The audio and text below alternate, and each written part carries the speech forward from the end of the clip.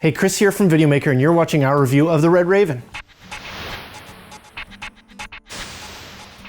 Before we go any deeper, let's go over what we're going to cover. First, we'll look at our first impressions of the camera and the look and feel, along with our shooting experience. Then we'll go into the post-production workflow, including REDCINE-X, Final Cut Pro X, and Premiere Pro. We'll also show you some grading examples. Finally, we'll look at the value in the marketplace and give you our recommendation.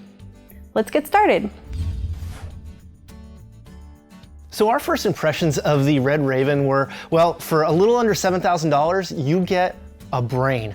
That's all. It's really just an image sensor and a processor. I mean, not much to it, and well, you can't get any video out of it. You can't write to any media. You can't view what you're shooting. You can't even power it up with that. That's just the brain. You need to get all the peripherals around it. So the way we shot it, it was the Jetpack, which actually has a battery belt. So we probably should have gone with the base IO option with a V-mount battery mount on it, but instead we used the belt, the battery belt. Now, what that did is it gave us a big long cable that we had to actually put some gaffers around the tripod to be able to clip it on, but it made it so the camera was a little bit lighter. This is more set up for like a drone or shooting on a jib or a gimbal of some sort. That would have been really helpful actually to be able to have the battery somewhere else, because they are big batteries. These are not, you know, just the batteries you'd run off your DSLR. These are big, substantial batteries. Now, we used the Anton Bauer Cine 150s, and it was really nice because they tell you how much time left you have on the battery, no matter what camera you're using them on.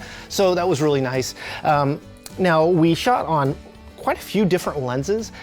We shot on a whole bunch of Zeiss CP2s, the Cine Primes. So we shot on a 35, an 85, a 135, and then we got to use the Cine Zoom, the 28 to 80. Now that was all the Cine lenses we used, all the Zeiss lenses, and then we also used a Canon 24 to 105 f4 L series lens, as well as a 50mm Canon f1.2 L series glass. Now we most definitely like the Cine glass a lot better.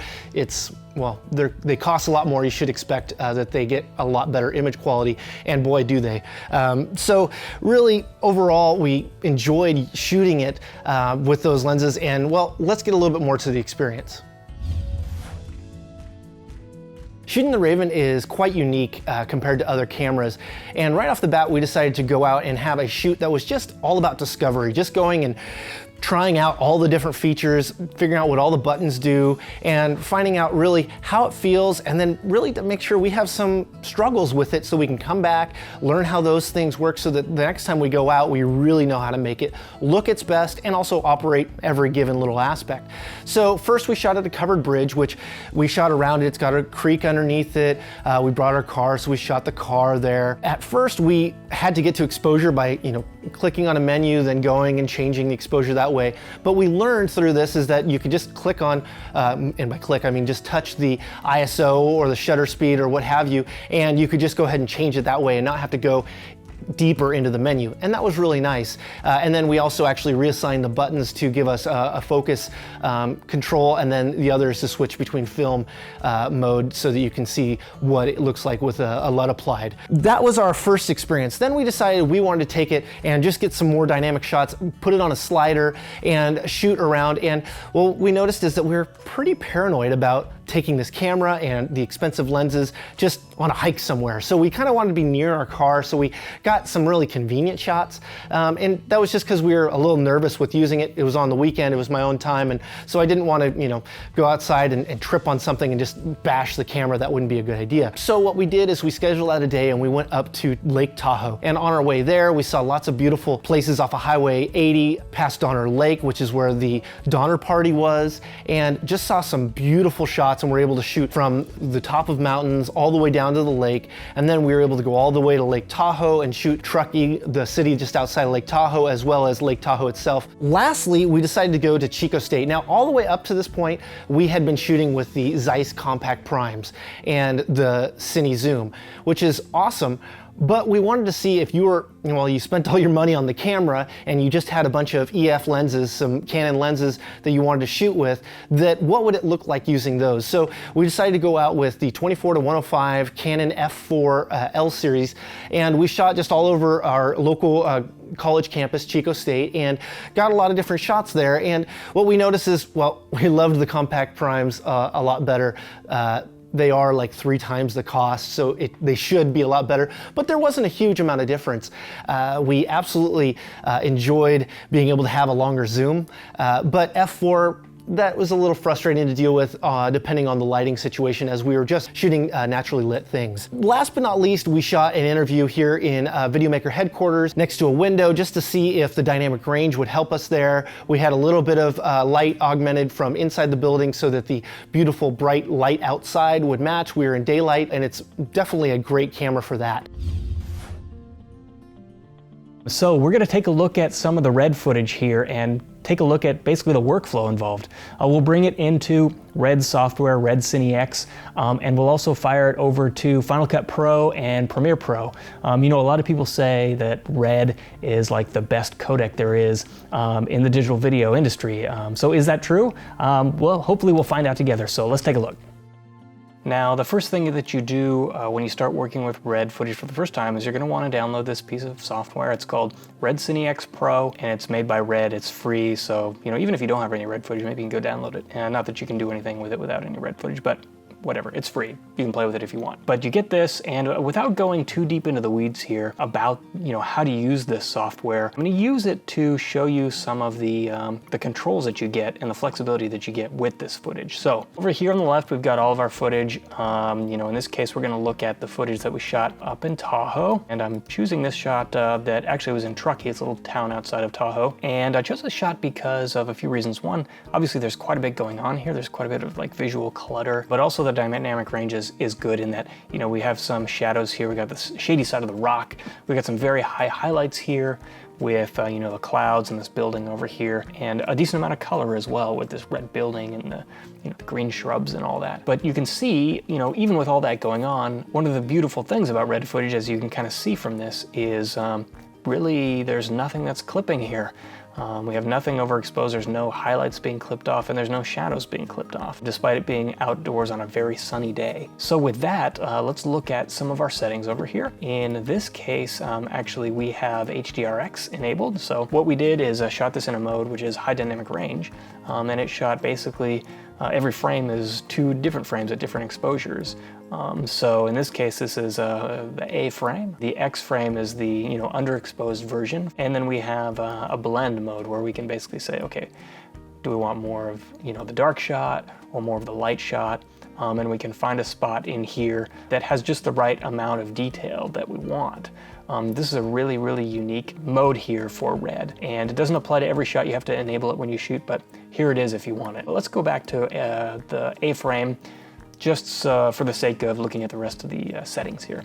So in this case, our color space, we have Dragon Color 2, which is you know, basically this sensors version of the color space, but we also have Rec 709, which is pretty normal, not much of a difference there though, sRGB, but for now let's keep it on Red Dragon Color 2. We also have the Gamma Curve, which basically says, you know, how should we curve out the colors that are here so it's not adding or removing any details, just sort of how it puts the curve. But we're gonna go to a red log film, and you can already begin to see how much latitude we have here.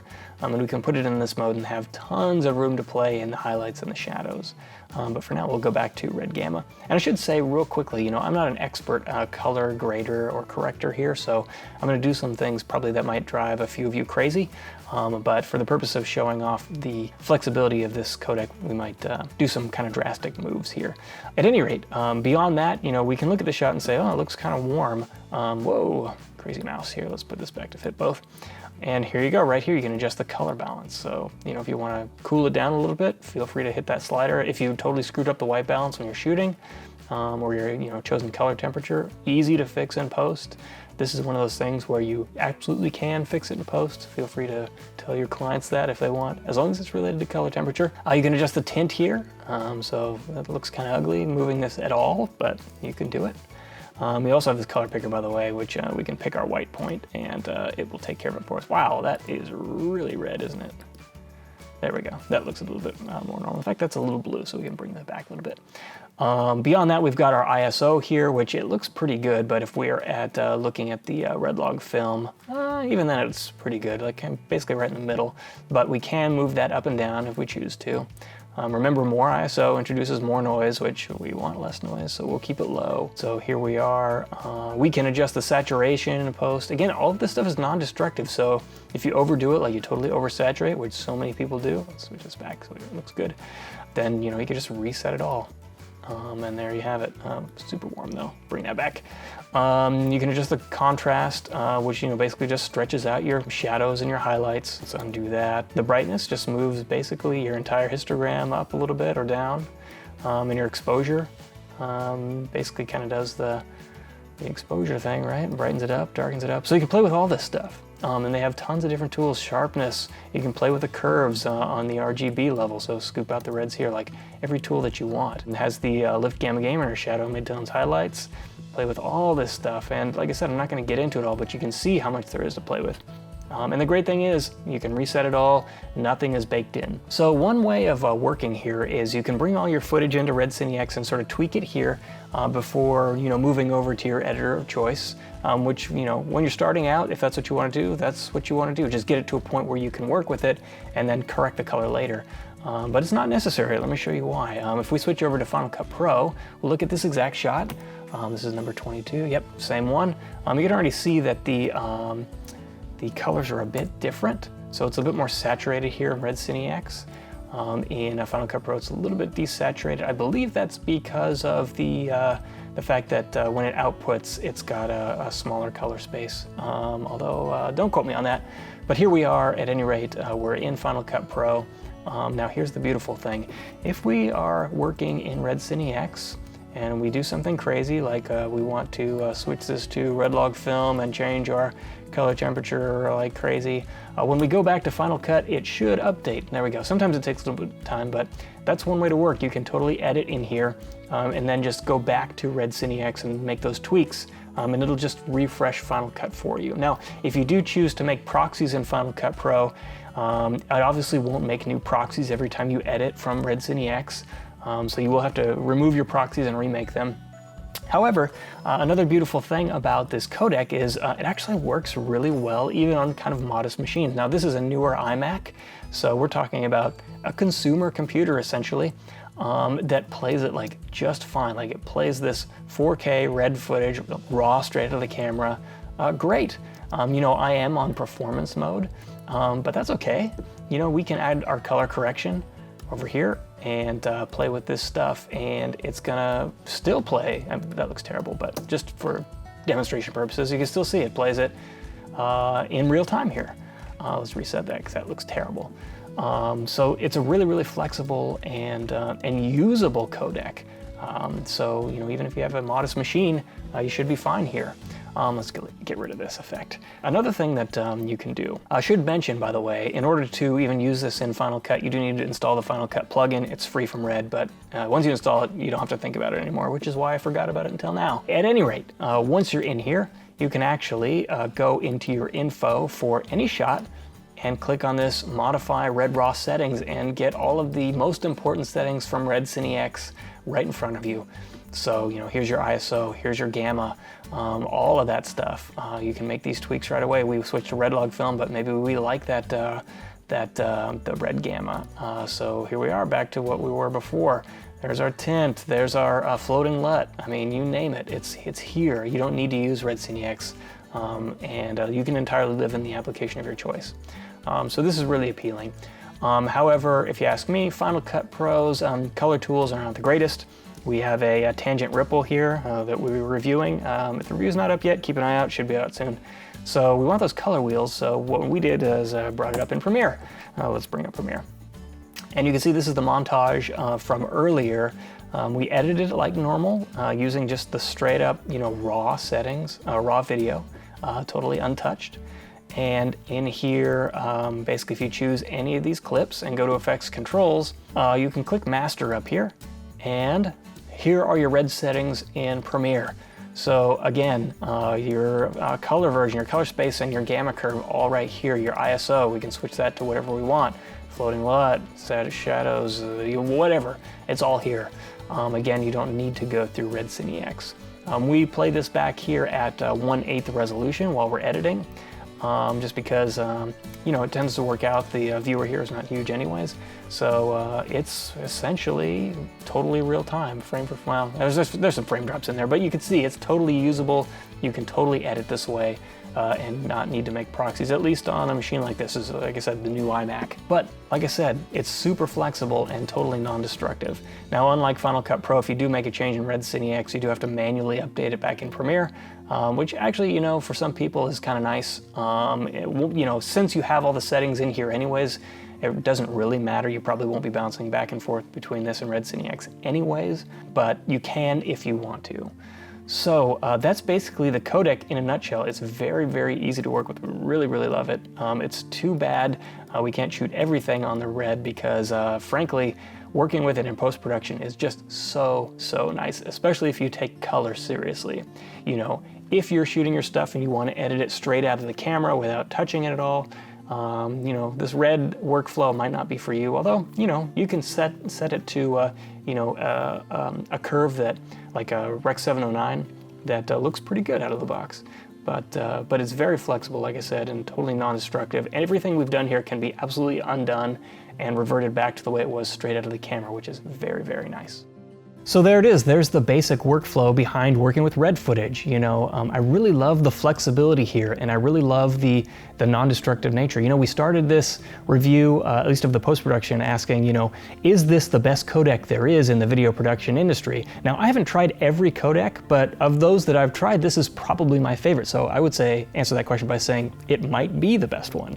Like I said, that non-destructive nature, the fact that you can tweak your color, you can go back to REDCINE-X, you can change all this stuff, and it doesn't really even touch the underlying footage that you're working with. You can totally reset everything at any time. It's just so nice to work with.